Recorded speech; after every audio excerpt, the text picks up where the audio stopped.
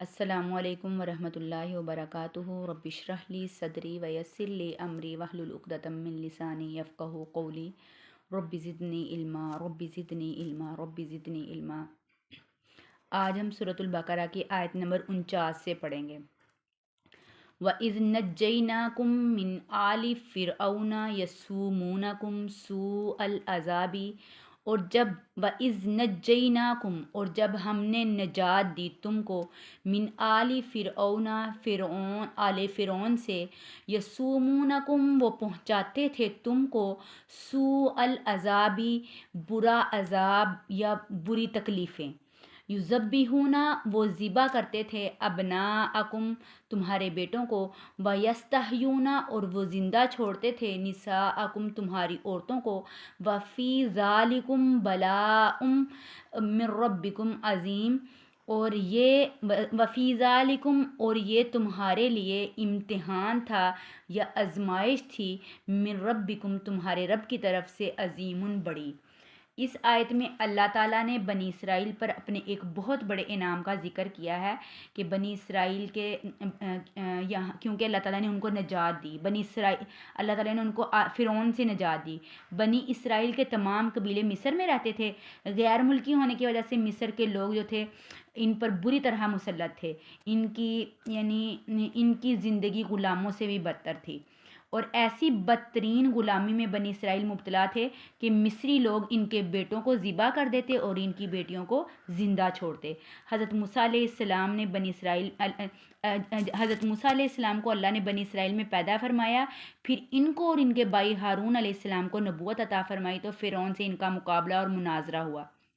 فرعون نے مقابلے کے لیے جادوگر بلائے، معجزے کے سامنے وہ لوگ ٹھہر نہ سکے، کیونکہ یہ آگے قرآن میں آگے بھی ذکر آئے گا حضرت موسیٰ علیہ السلام کا کہ وہ اپنی اور ان کے جو جادوگر بلائے تھے وہ ہار مان گئے، اور انہوں نے اپنی آنکھوں سے جب اس طرح کے معجزے دیکھے تو وہ اسلام قبول کر لیا انہوں نے۔ اس کی وجہ سے بنی اسرائیل پر فرعون اور اس کی قوم اور زیادہ سختیاں کرنے لگی، تو اللہ تعالیٰ کا موسیٰ علیہ السلام کو حکم ہوا کہ تم بنی اسرائیل کو لے کر مصر سے کیا کرو، نکل جاؤ، راتوں رات یہ لوگ راتوں رات یہاں سے روانہ ہو جاؤ۔ یہ لوگ مصر سے نکل آئے اور فرعون اور اس کے لشکر سے اللہ تعالیٰ نے ان کو نجات دی۔ اور یہاں پر مفسرین نے لکھا ہے کہ یہ لوگ 400 سال سے مصر میں رہ رہے تھے، یعنی انہوں نے بدترین غلامی، اللہ تعالیٰ نے ان کو بدترین غلامی سے نجات دی، تو انہوں نے بہت زیادہ تکلیفیں برداشت کی۔ فرعون اور اس کا لشکر بنی اسرائیل کے لڑکوں کو کیوں ذبح کرتے تھے، یہ اس لیے اس کے بارے میں مفسرین نے لکھا کہ فرعون نے خواب میں دیکھا تھا یا اسے اس کے کاہنوں نے بتایا تھا کہ بنی اسرائیل میں ایک ایسا لڑکا پیدا ہوگا جو تیرے ملک کو ختم کرنے کا ذریعہ بنے گا۔ تو اسی زمانہ قتل میں موسیٰ علیہ السلام بھی پیدا ہوئے، پلے بڑھے جوان ہوئے، فرعون ہی کے محل میں پرورش پائی تھی، پھر اس کی اور حضرت موسیٰ علیہ السلام نے اس کی حکومت کو بھی تباہ و برباد کر دیا تھا۔ تو اللہ تعالیٰ یہاں فرما رہے ہیں کہ وَإِذْ نَجَّيْنَاكُمْ، یہ والی آیت تب نازل ہوئی تھی۔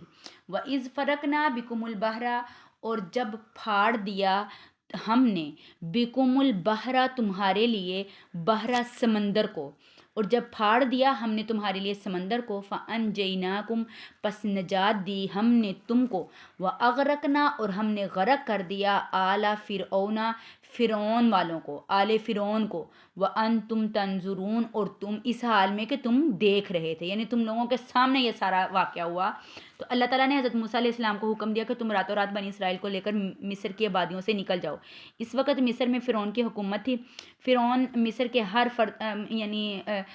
ہر شخص پر جو تھا وہ ظلم کرتا تھا۔ حضرت موسیٰ علیہ السلام اپنی قوم بنی اسرائیل کو راتوں رات لے کر مصر کی آبادیوں سے نکل گئے اور سمندر کے کنارے پہنچ گئے، اور ان کے نکلنے کی جب فرعون کو اور فرعون کے ساتھیوں کو خبر ہوئی تو انہوں نے اپنے لشکروں کو ساتھ لیا اور بنی اسرائیل کا پیچھا کیا۔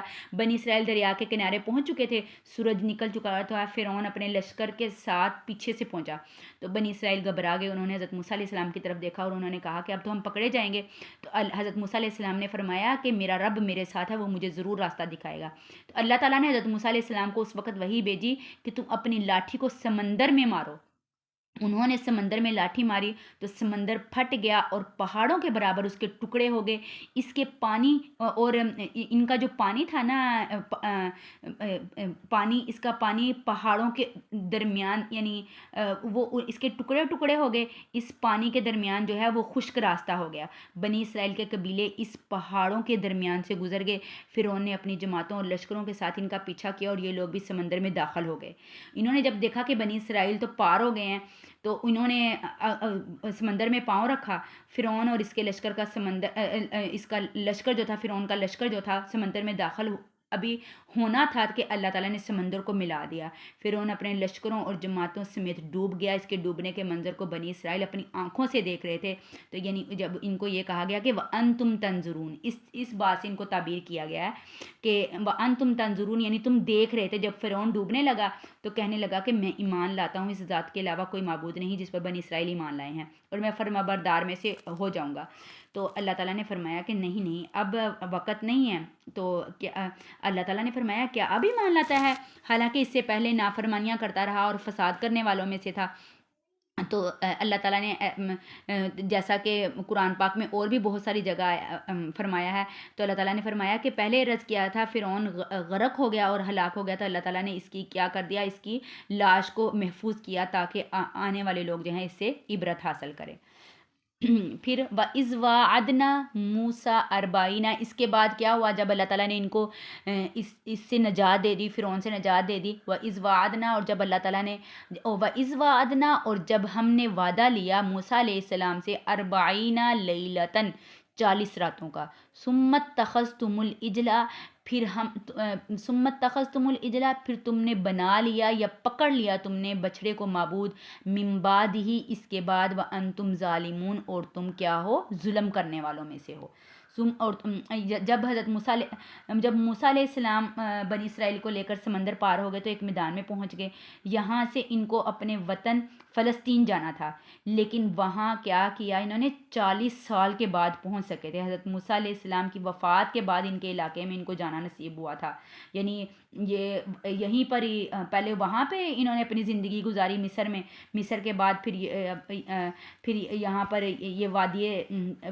یہ اس کو وادی سینا کہا جاتا ہے، یعنی جو فلسطین میں یہ وادی سینا جس میں کوہ طور پہاڑ بھی آتا ہے، یہاں پر رہے یہ لوگ.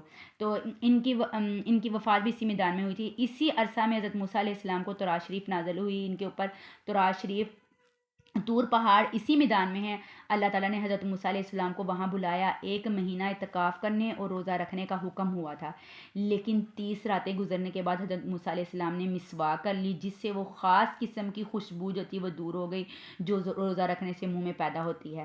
تو یہ اللہ تعالیٰ کے نزدیک، تو جو ہم بھی روزہ رکھتے ہیں تو جو روزہ دار کی خوشبو جو ہے مشک کی خوشبو سے بھی زیادہ عمدہ ہوتی ہے. تو یہ خوشبو ختم ہو گئی تو اللہ تعالیٰ نے انہوں نے جب یہ ختم ہو گئی تو اللہ تعالیٰ نے ان کو مزید 10 روزے رکھنے کا اور حکم دیا.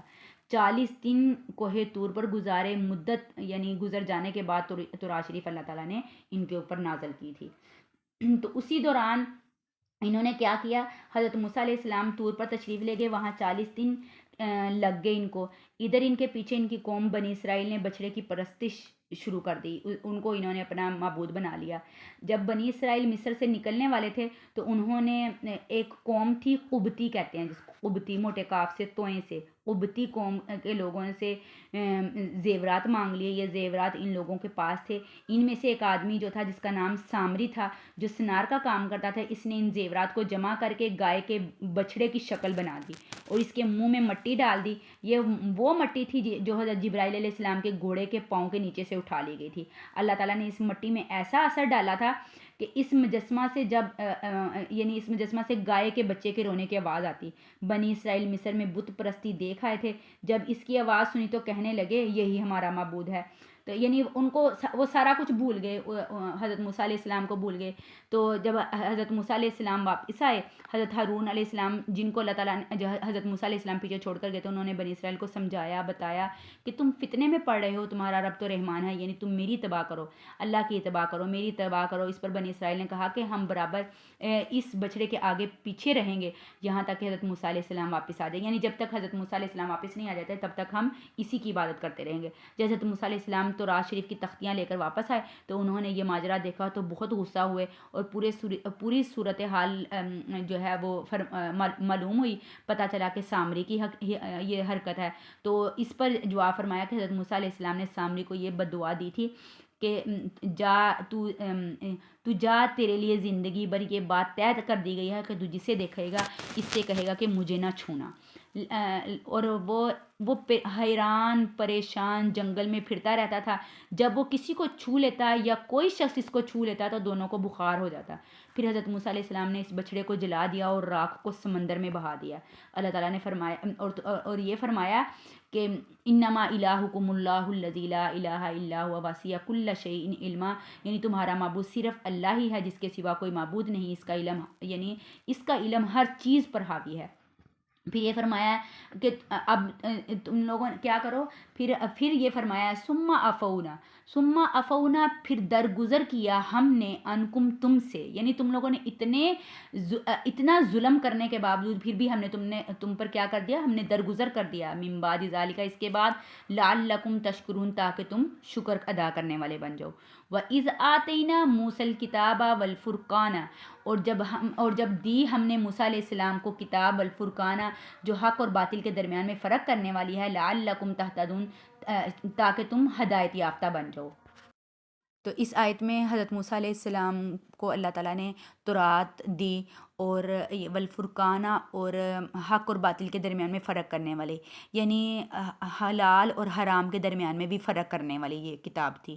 اور حضرت موسیٰ علیہ السلام کو اللہ تعالیٰ نے جو تورات شریف دی تھی اور معجزے بھی دیے تھے، جو انعامات حضرت تعالیٰ نے حضرت موسیٰ علیہ السلام پر کیے وہ سب بنی اسرائیل پر بھی کیوں، کیونکہ بنی اسرائیل ان کی امت میں سے تھی اور خود حضرت موسیٰ علیہ السلام بھی کیا تھے، بنی اسرائیل میں سے تھے. بنی اسرائیل نے اللہ تعالیٰ کی ساری نعمتوں کی ناقدری کی اور بجائے شکر گزار ہونے کے نہ شکر ثابت ہوئے. ہر ہدایت کے بجائے انہوں نے گمراہی اختیار کی، جس کا ذکر آئندہ آیتوں میں آ رہا ہے آگے، تو پھر انشاءاللہ بتاؤں گی.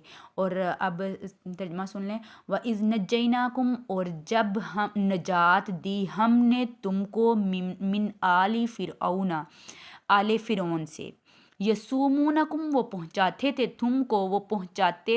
تم کو سوء العذابی، برا عذاب، یذبحون، وہ ذبح کرتے تھے تمہارے بیٹوں کو، ابناءکم، تمہارے بیٹوں کو، ویستحیون، اور وہ زندہ چھوڑتے تھے نساءکم، تمہاری عورتوں کو، وفی ذالکم، اور یہ تمہارے لیے بلاء من ربکم عظیم، اور یہ تمہارے لیے امتحان تھا، من ربکم، تمہارے رب کی طرف سے، عظیم، بڑا.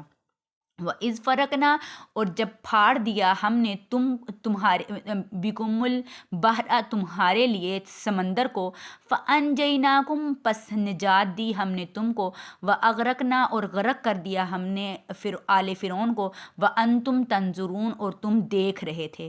وَإِذْ وَاعَدْنَا مُوسَىٰ 40، اور جب وعدہ لیا ہم نے موسیٰ علیہ السلام سے 40 لیلۃ، 40 راتوں کا، ثُمَّ اتَّخَذْتُمُ الْعِجْلَ، پھر تم نے بنا لیا اجلا، بچھڑے کو معبود، من بعدہ، اس کے بعد، وانتم ظالمون، اور تم ظالم ہو، ظلم کرنے والے ہو یا ظالم ہو. ثم عفونا، یعنی ان ساری تکلیفوں، ان سارے ظلموں کے بعد بھی تم نے، ثم عفونا، پھر کیا کر دیا ہم نے درگزر کیا انکم، تم سے، من بعد ذالک، اس کے بعد، لعلکم تشکرون، تاکہ تم شکر ادا کرو. وَإِذْ آتَيْنَا، اور جب دی ہم نے موسیٰ علیہ السلام کو الکتابہ، کتاب، والفرقانہ، اور حق اور باطل کے درمیان میں فرق کرنے والی، لعلکم تہتدون، تاکہ تم ہدایت یافتہ بن جاؤ. وآخر دعوانا الحمد